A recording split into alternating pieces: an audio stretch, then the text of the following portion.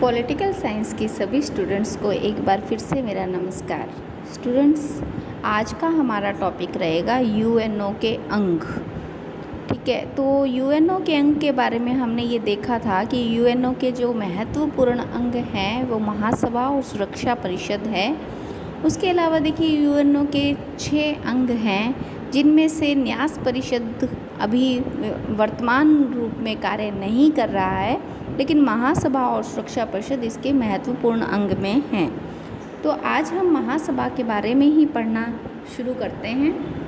UNO की जो महासभा है उसके बारे में देखो कहा जाता है ये विश्व की लघु संसद है, और विश्व की लघु संसद है ये बात कहने वाले विचारक थे बैडेनबर्ग।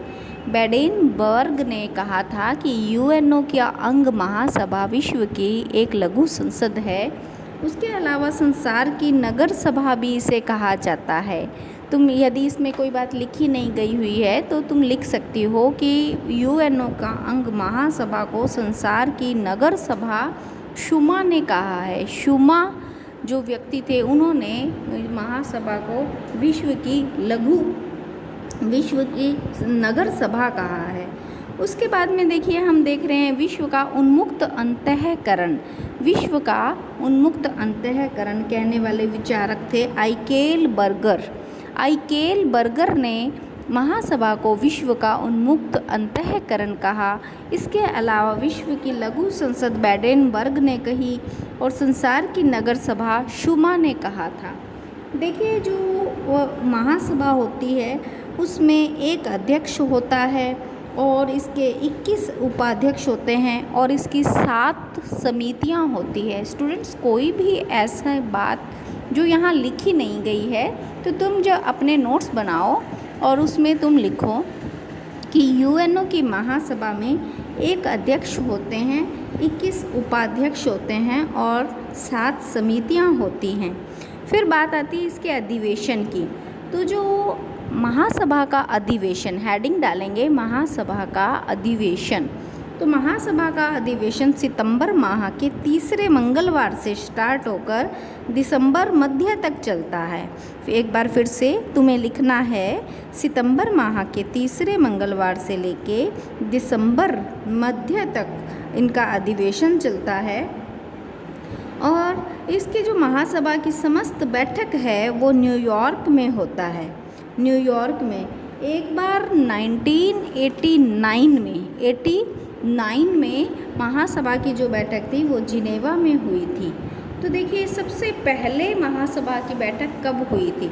सबसे पहले महासभा का जो प्रथम अधिवेशन होता है वो 1946 में हुआ था। अभी अपना टॉपिक अधिवेशन चल रहा है, महासभा का अधिवेशन। तो इसके अंतर्गत हमने ये कर लिया कि अधिवेशन सितंबर माह के तीसरे मंगलवार से दिसंबर मध्य तक चलता है, और हमने किया है कि इसकी जो समस्त बैठकें होती है वो न्यूयॉर्क में होती हैं, लेकिन एक बार 1989 में जिनेवा में हुई थी। फिर हम कर रहे हैं कि प्रथम अधिवेशन कब हुआ? तो प्रथम अधिवेशन 1946 में हुआ था। अभी अध्यक्ष जो इसके थे प्रथम अधिवेशन के समय, ये प्रश्न बहुत बार पूछा जाता है कि यूएनओ का एक अंग महासभा का प्रथम अधिवेशन के अध्यक्ष कौन थे? तो प्रथम अधिवेशन के जो अध्यक्ष थे वो हेनरी स्पाकपाल थे, जो कि बेल्जियम के थे। हेनरी स्पाकपाल ये बेल्जियम के थे, ये प्रथम अध्यक्ष थे। तो देखिए यहाँ पे हमने इसकी अध्यक्ष अधिवेशन के बारे में बात करी। और फिर बात आता है एक महत्वपूर्ण अधिवेशन हुआ था, जिस अधिवेशन में महासभा की जो प्रथम महिला अध्यक्ष बनी थी वो विजय लक्ष्मी पंडित बनी थी। देखो विजय लक्ष्मी पंडित नेहरू की सिस्टर है। 1953 में 8वां अधिवेशन हुआ था। उस 8वें अधिवेशन में 1953 देखिए 50 में अपना संविधान बन के तैयार हो गया था। 26 जनवरी 1950 को हमारा संविधान बन के तैयार हो गया था। उसके 3 वर्ष बाद में ये जो अपने यूएन है उसकी महासभा का अधिवेशन हुआ था। उस अधिवेशन में, वो 8वां अधिवेशन था 1953 में, उस अधिवेशन में अध्यक्षता करने वाली जो पहली महिला अध्यक्ष बनी थी वो विजय लक्ष्मी पंडित बनी थी। और फिर उसके बाद में हम ये देखेंगे कि सुरक्षा परिषद के बारे में शांति के लिए अचेतन प्रस्ताव का क्या अर्थ है। ये भी प्रश्न बहुत बार पूछा जाता है कि शांति के लिए एकता प्रस्ताव क्या है। तो देखिए, शांति के लिए एकता प्रस्ताव को ही अचेतन प्रस्ताव बोला जाता है और यह 1950 से शुरू हुआ था। 3 नवंबर 1950 को शांति के लिए एकता प्रस्ताव आया था। और ये आया किस लिए था? 1950 में कोरिया में संकट आ गया था और कोरिया युद्ध हुआ था, उसे लेकर शांति के लिए एकता प्रस्ताव आया था। यह प्रस्ताव तब काम आता है जब सुरक्षा परिषद वीटो पावर के कारण शांति निर्माण में फेल हो जाती है। अर्थात सुरक्षा परिषद के फेल होने के कारण, किस लिए फेल हुई सुरक्षा परिषद? Veto power. वीटो पावर का अर्थ होता है निषेधाधिकार। निषेधाधिकार अर्थात देखिए, हम अभी नेक्स्ट चैप्टर हमारा सुरक्षा परिषद रहेगा।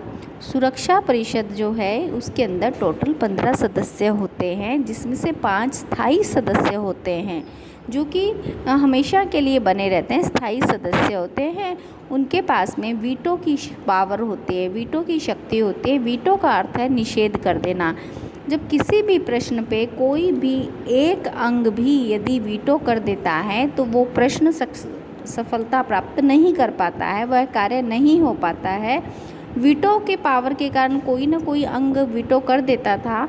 इसलिए शांति निर्माण में सुरक्षा परिषद जब फेल हो गई थी तो 1950 के अंदर कोरिया युद्ध के समय महासभा के पास में ऐसी शक्ति आई थी कि वह महासभा भी अब अंतर्राष्ट्रीय शांति व सुरक्षा के प्रश्नों पर विचार कर सकती थी। तो अब महासभा को पावरफुल बनने के लिए देखिए 3 नवंबर 1950 को एक अचेतन प्रस्ताव आया। इस प्रस्ताव के बाद हुआ क्या था? सुरक्षा परिषद के साथ साथ महासभा को भी एक अधिकार आ गया कि वह अंतर्राष्ट्रीय शांति व सुरक्षा के प्रश्नों पर विचार व सिफारिश का अधिकार रख सकती है। इस प्रकार से देखिए, ये जो शांति के लिए एकता प्रस्ताव है, इस प्रस्ताव से सुरक्षा परिषद सिक्योरिटी काउंसिल की शक्ति तो घट गई, लेकिन महासभा की शक्ति बढ़ गई। तो महासभा के लिए ये बहुत महत्वपूर्ण बात है। पूछा जा सकता है कि शांति के लिए एकता प्रस्ताव क्या है? शांति के लिए एकता प्रस्ताव कब आया? शांति के लिए एकता प्रस्ताव किस युद्ध में आया? शांति के लिए एकता प्रस्ताव आने का कारण क्या था?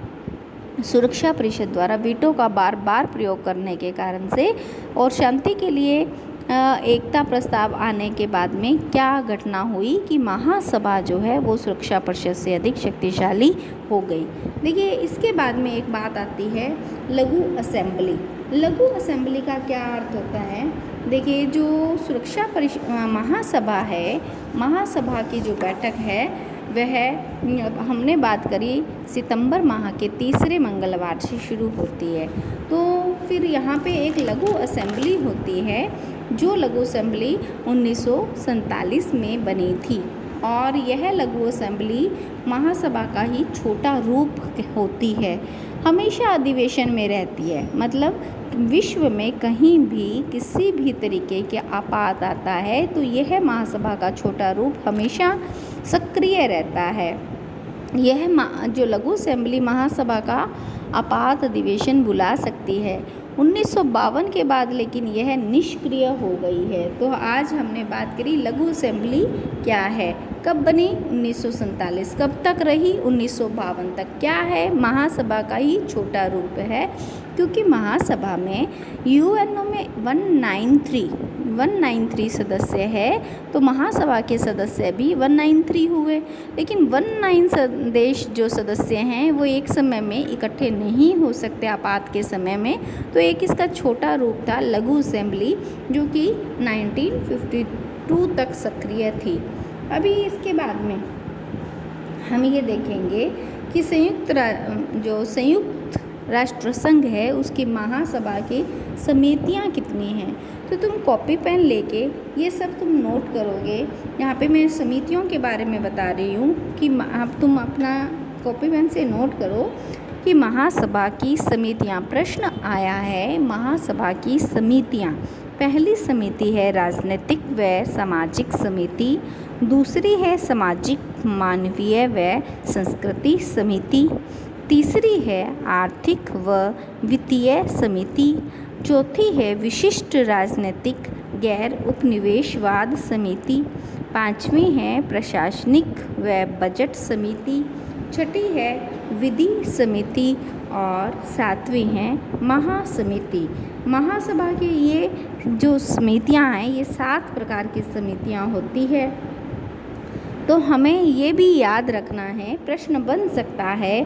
पहला प्रश्न ये होता है कि महासभा के अधिवेशन के बारे में बताओ। दूसरा, शांति के लिए एकता प्रस्ताव क्या है। तीसरा ये पूछा जाता है महासभा की समितियां कितनी होती हैं। फिर उसके बाद में देखिए एक बात और आती है, प्रश्न तुम्हें लिखना है संयुक्त राष्ट्र लोकतांत्रिक कोष क्या है। संयुक्त राष्ट्र लोकतांत्रिक कोष क्या है।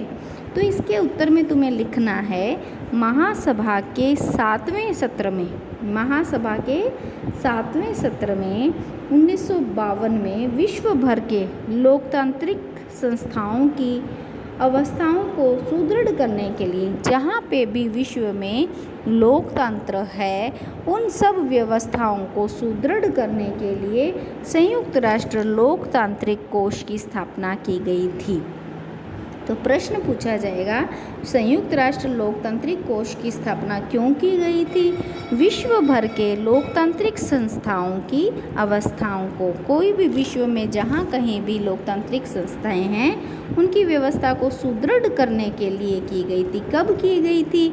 महासभा के 7वें सत्र 1952 में की गई थी। तो इस प्रकार देखो हमारा महासभा में बहुत सारी बातें आ जाती है। इसके अधिवेशन, महासभा की समितियाँ, शांति के लिए एकता प्रस्ताव और संयुक्त राष्ट्र लोकतांत्रिक कोष की स्थापना। तो यहाँ पे देखिए ये शांति के लिए एकता प्रस्ताव बहुत इम्पोर्टेंट प्रश्न है। फिर आज हम ये कंप्लीट हो गया है। कल हमारा टॉपिक रहेगा सुरक्षा परिषद।